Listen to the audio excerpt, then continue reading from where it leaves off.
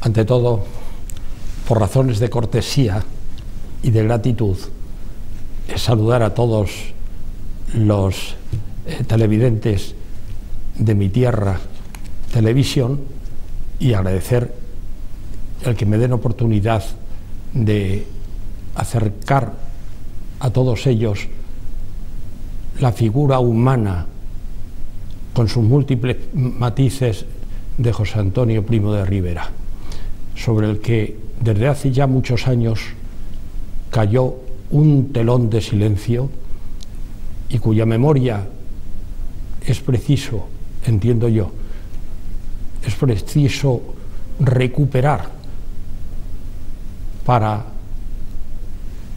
todos los españoles, porque él quiso superar la dicotomía de derechas e izquierdas, haciendo una síntesis superior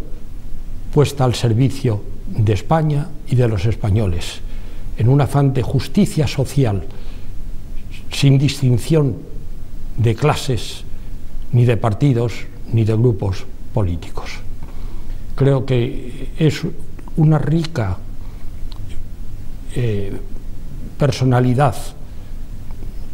insisto, humana, y dentro de esos matices de su personalidad me gustaría abordar, entre otras cosas, pues sus calidades humanas, sus calidades como jurista y sus calidades como político. Porque en definitiva muchas de sus aseveraciones políticas continúan teniendo valor en virtud de un fenómeno curioso. En el corso y ricorso de la historia no cabe la menor duda que existe hoy en España un cierto paralelismo con el tiempo que le tocó vivir a José Antonio Primo de Rivera en los primeros años del primer tercio del siglo XX. Él había nacido, como quizá muchos sepan, el año 1903, pero cuando verdaderamente se incorpora después de sus estudios universitarios, en donde alcanzó siempre en la carrera de Derecho las máximas notas concedidas por sus profesores, pues después de eso él entra en la vida política española en defensa de la memoria de su padre, que había sido el dictador durante los años 1923 a 1930, una dictadura, la de Primo de Rivera, la de don Miguel Primo de Rivera, que recuperó para España después de la Primera Guerra Europea, y esto es importante, cuando hay en Europa todavía las consecuencias de aquella terrible guerra, Primera Guerra Mundial en realidad, porque también intervinieron fuerzas procedentes de los Estados Unidos y de algún otro país hispanoamericano. Para entender a José Antonio, evidentemente, es necesario situarle en ese tiempo que le correspondió vivir, porque si no se entiende la historia de aquel tiempo, la historia que por otra parte es consecuencia de todo el lamentable siglo XIX en que los españoles desde el principio hasta el fin estuvieron inmersos primero en una guerra de independencia frente al francés y después en unas sucesivas y sangrientas guerras civiles entre los liberales y los carlistas, hasta que se produjo la restauración monárquica después del golpe de Sagunto, la restauración monárquica en la persona de don Alfonso XII. Naturalmente no quiero dar una lección de historia que no me corresponde,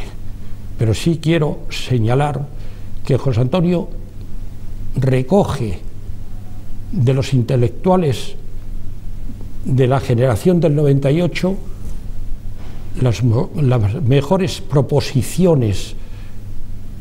de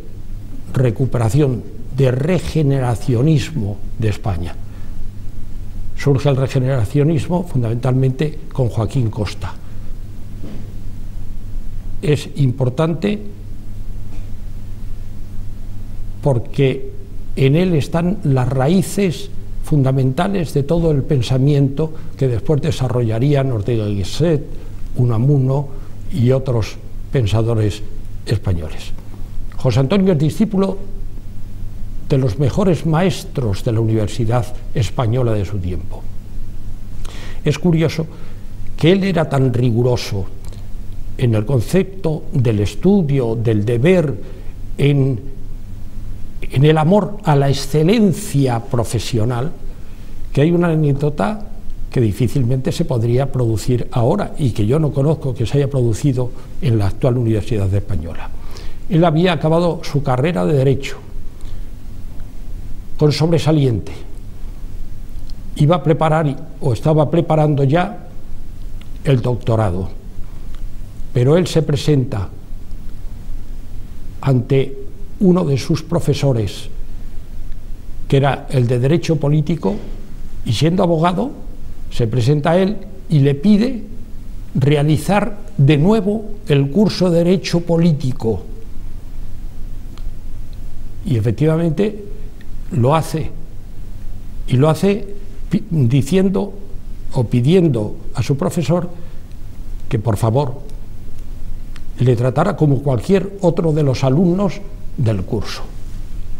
Eso da muestra, entiendo yo, primero de su humildad, segundo del deseo de llegar a una mayor perfección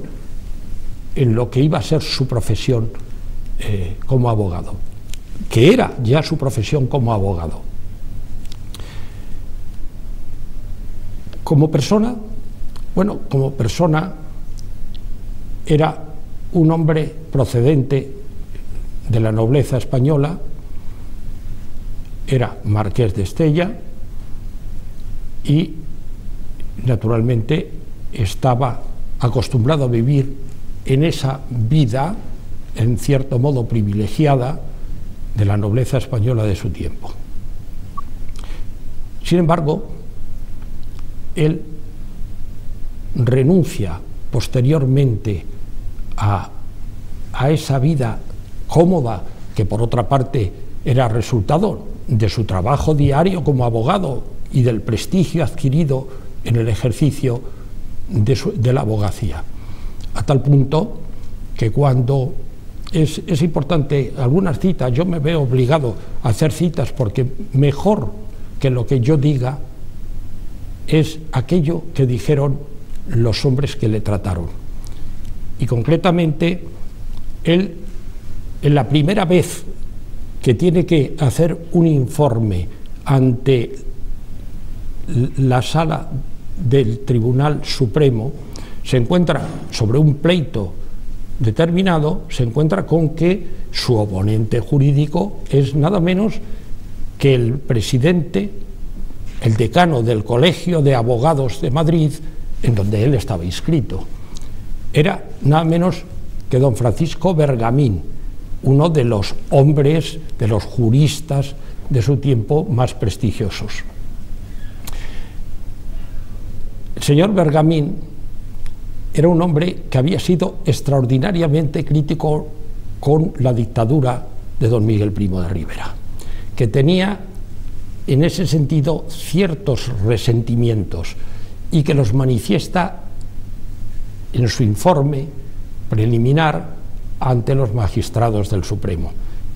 diciendo que se hablaba de José Antonio como una gran esperanza de la abogacía, y le pide que renuncie naturalmente a cualquier tentación política relacionada con la dictadura y demás. Y José Antonio le contesta con una finura dialéctica extraordinaria, pero también con un rigor y una contundencia absoluta, diciéndole que cuando él se pone más o menos, cuando él se pone la toga, se olvida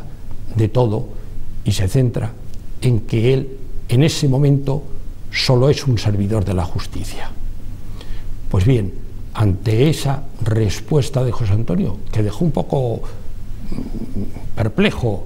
a don Francisco Bergamín, porque esperaba que le atacara o que tuviera una actitud menos cortés, pues se ve obligado a una afirmación importante que dice: tengo que rectificar, he hablado del letrado como una futura esperanza de la abogacía y tengo que rectificarme. Nos encontramos hoy ante una gloria del foro español, es decir, reconoce las calidades profesionales de rectitud y de conocimiento jurídico de José Antonio. Creo que eso es muy expresivo. Pero su calidad jurídica se encuentra, y naturalmente la defensa de la memoria de su padre, tiene otra ocasión con el juicio incoado a don Galo Ponte, que había sido uno de los ministros de la dictadura. Se acusa el haber participado en la dictadura y se acusa a la dictadura de no ser un régimen legítimo y, por tanto, de que sus decisiones jurídicas, sus leyes, sus decretos,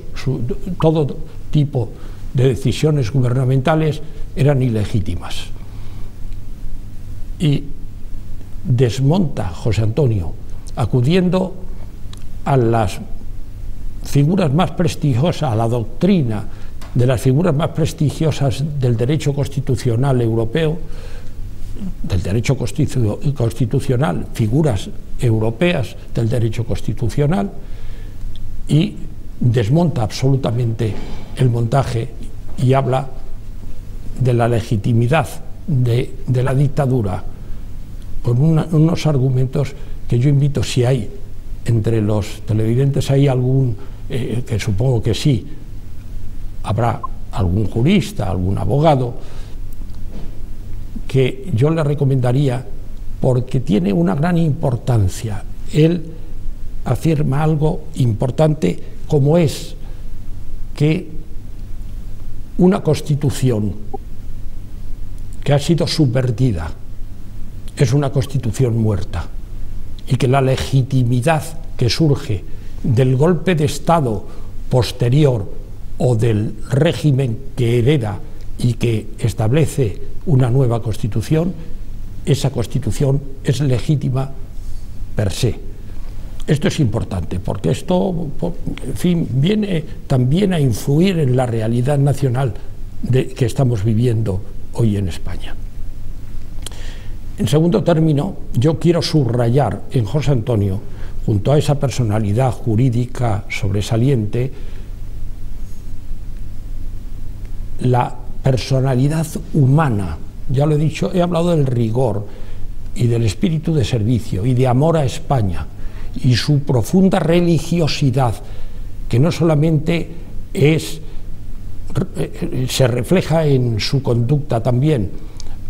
Hay una anécdota no demasiado conocida, que cuando el 29 de octubre de 1933 se dirige, antes de dirigirse al Teatro de la Comedia de Madrid para pronunciar el discurso que se consideraría posteriormente el discurso de fundación de Falange Española, José Antonio acude a misa. Es decir, y no por beatería, sino por su profunda convicción religiosa. Esta condición religiosa, que queda de manifiesto verdaderamente con una emotividad que hoy mismo despierta nuestro sentimiento, queda de manifiesto en su testamento político, redactado día y medio antes de ser fusilado en la cárcel de Alicante un 20 de noviembre de 1936. José Antonio allí pide a Dios que le perdone todas sus faltas, pide ser enterrado de acuerdo con los ritos de la Iglesia Católica,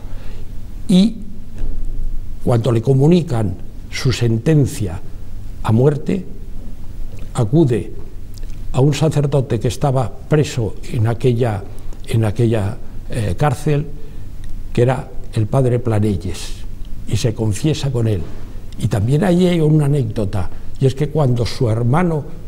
le dice, bueno, pero ¿cómo? ¿Tú estás seguro de que era un sacerdote católico?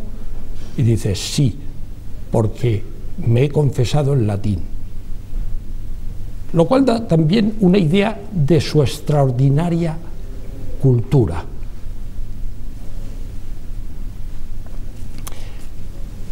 Insisto, y de su profunda religiosidad, que se refleja o se aplica después en su política. Él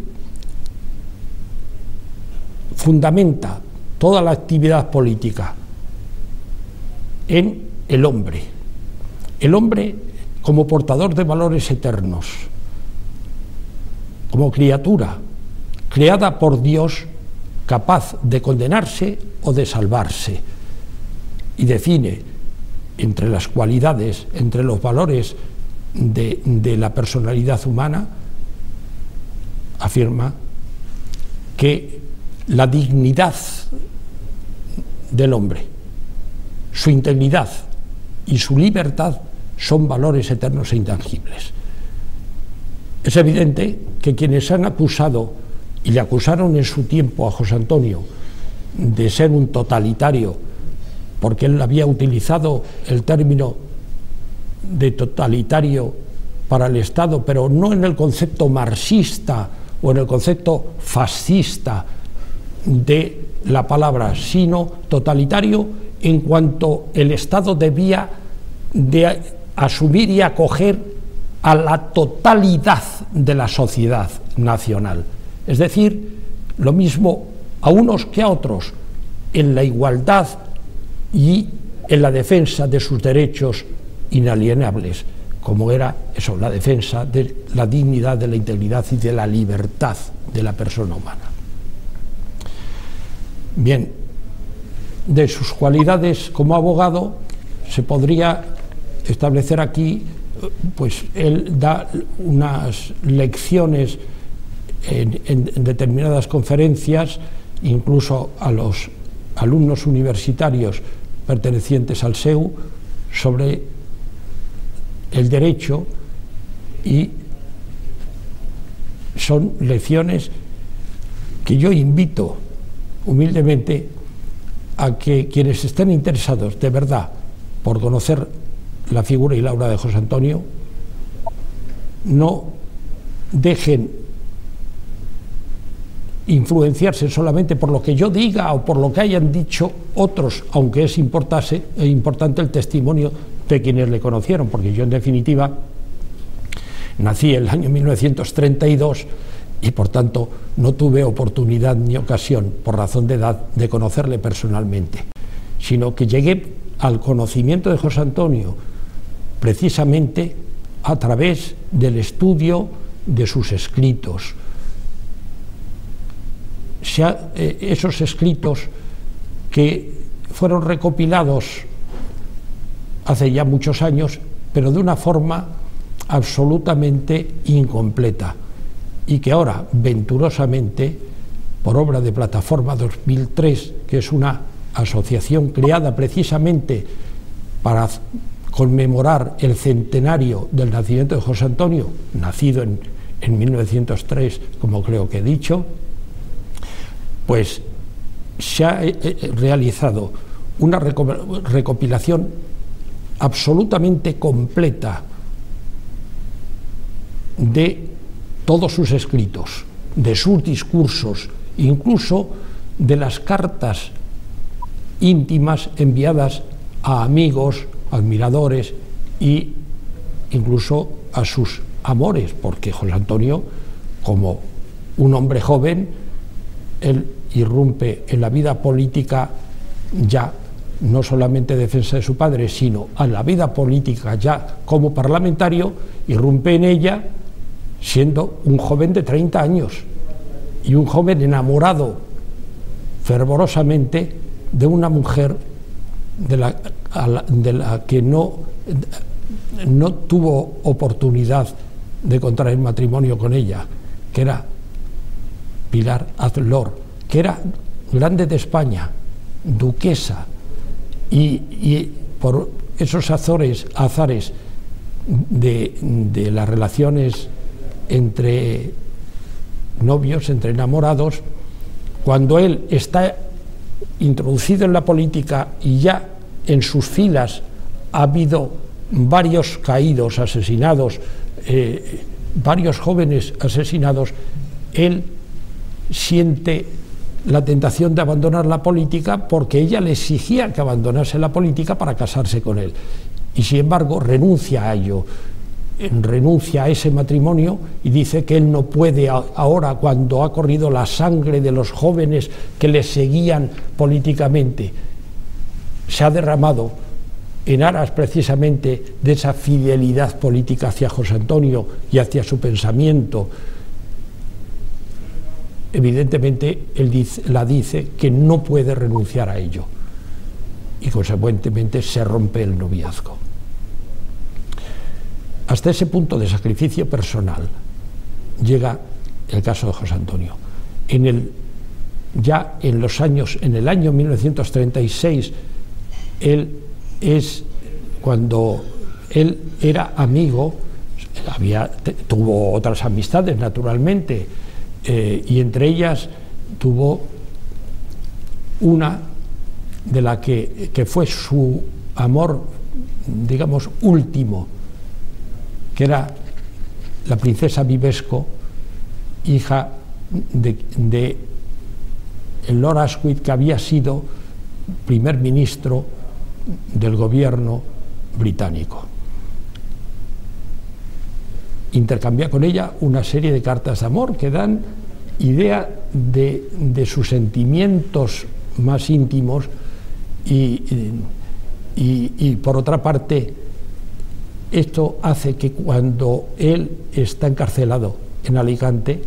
la princesa Vivesco, que era amiga del presidente de la República Española, don Manuel Azaña, intervenga ante don Manuel Azaña pidiéndole la conmutación de la pena de muerte, y don Manuel lo escucha, pero don Manuel también estaba prisionero, en aquel momento estaba prisionero de los gobiernos de la izquierda socialista, ya lanzado con Largo Caballero, lanzado a la tentación comunista, invadido después de la fusión de las juventudes socialistas con las juventudes comunistas, pues naturalmente entregado absolutamente al comunismo internacional. Bueno, yo no sé si estoy haciendo en este sentido excesivamente larga esta intervención. He prometido, y voy a citar, del atractivo que su personalidad tenía, no solamente entre sus seguidores, sino también entre sus opositores, entre sus adversarios, dice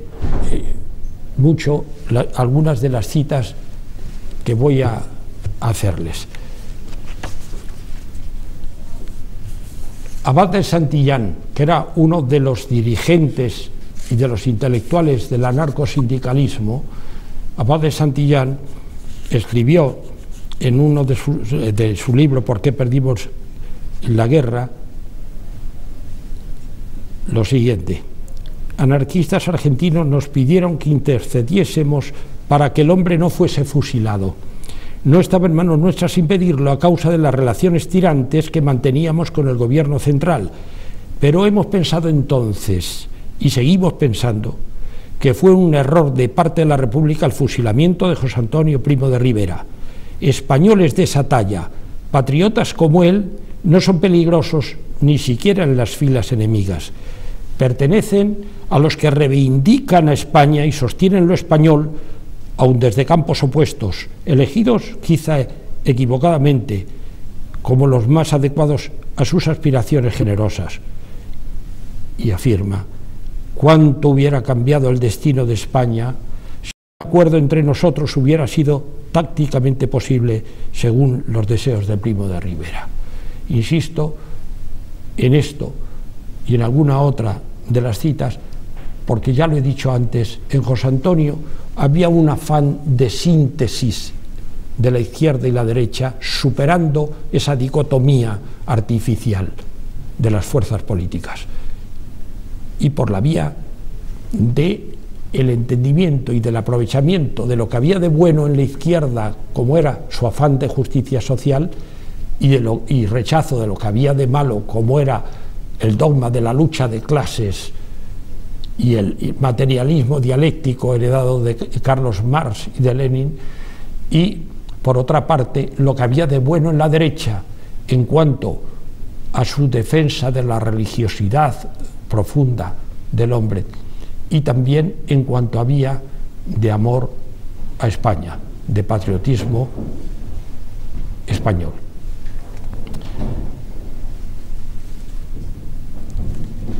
Hay en este sentido, porque puede parecer que lo que normalmente se habla, dice, solo se habla de los que habían sido sus seguidores entonces, e incluso los que somos sus discípulos por vía de inteligencia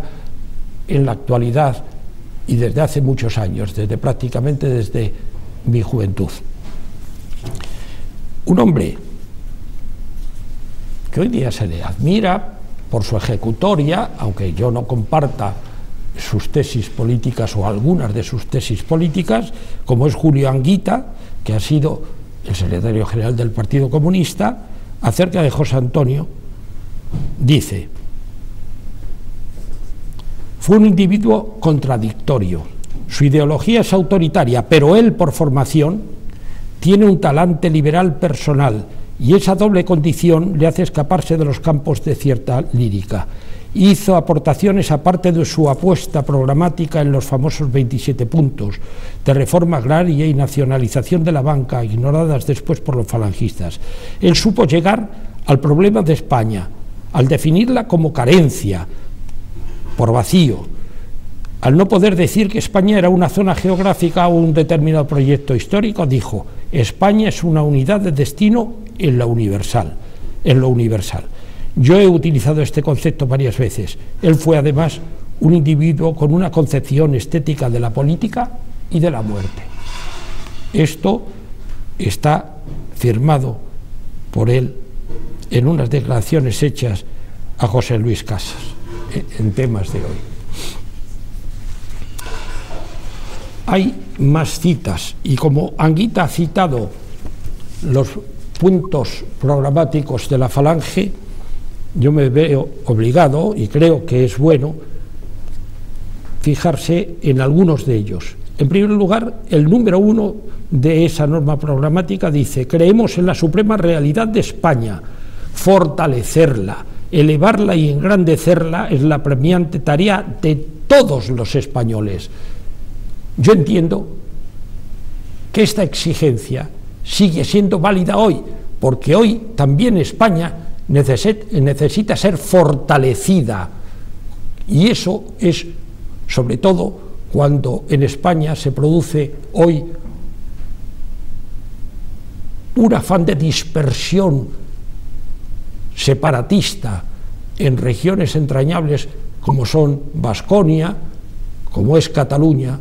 y como es Galicia. Esos movimientos separatistas que son absurdos, que nos devuelven a los peores años del siglo XIX, cuando se estableció como régimen una especie de régimen feudalista que fue el cantonalismo, en donde en el colmo de los disparates Cartagena declara la guerra a Murcia,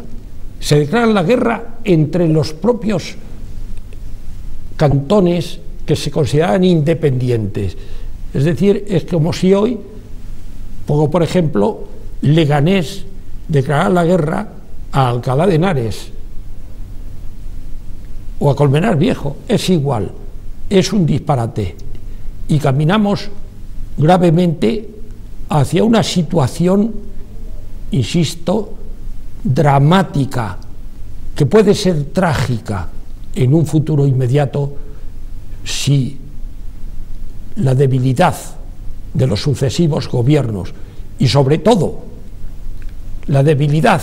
de la Constitución vigente, la Constitución del 78, que tanto se ha ensalzado,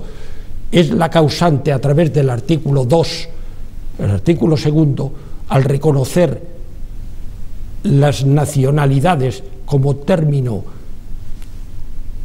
supletorio de las regiones, y al reconocer el derecho a la autonomía de las nacionalidades, está incurriendo en lo que José Antonio acusó a la Segunda República, cuando dice, cuando definió a España en el punto de la norma programática número 2, definió a España como una unidad de destino en lo universal, y decía: toda conspiración contra esa unidad es repulsiva, todo separatismo es un crimen que no perdonaremos. La Constitución vigente, la de 1931, en cuanto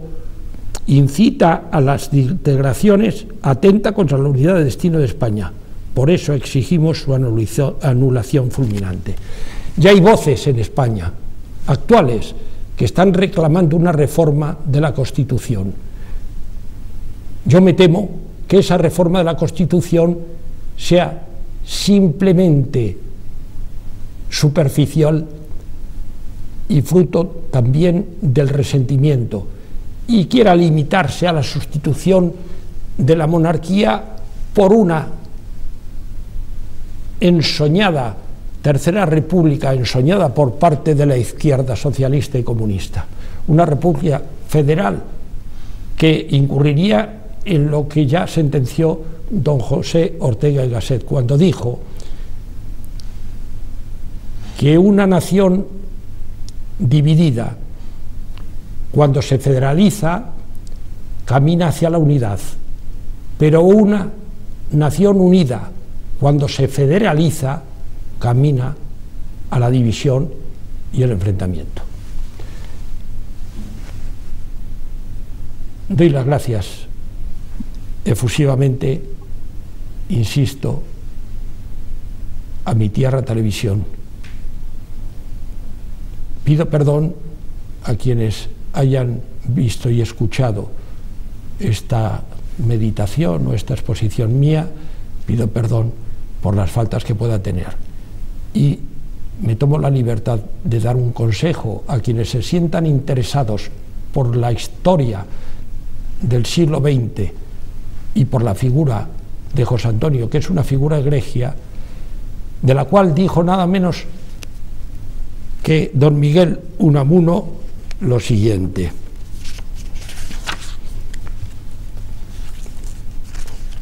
cuando José Antonio ya está preso en la cárcel de Alicante y en zona nacional, en Salamanca concretamente, donde residía don Miguel de Unamuno, que había sido rector de la universidad, nombrado por la República, posteriormente destituido por la República, nombrado a continuación por el régimen nacional y destituido también después de un famoso incidente en la Universidad de Salamanca, en donde tuvo un altercado dialéctico, un incidente con el fundador de la Legión, Millán Astray. Bueno, pues bien, don Miguel de Unamuno, en una carta que dirige a un amigo suyo residente en Argentina, que es Lisardo de la Torre, no solamente residente, sino periodista argentino, sobre José Antonio, le dice a Lisardo de la Torre, en agosto de 1936, apenas si se sabe nada de su suerte. Imagínese mi zozobra. Ahora que nos da por arrasar la inteligencia, no es lícito que aguardemos con demasiado optimismo lo que la contienda pueda depararle. España ya estaba en guerra civil. Lo he seguido con atención y puedo asegurar que se trata de un cerebro privilegiado, tal vez, dice don Miguel, el más prometedor de la Europa contemporánea. Quiero cerrar esta intervención precisamente con este recuerdo a la egregia figura de don Miguel de Unamuno, de la cual fue discípulo José Antonio y que con Ortega y Gasset ha guiado en gran parte el sentimiento y la inteligencia de sucesivas generaciones. Muchas gracias, nada más.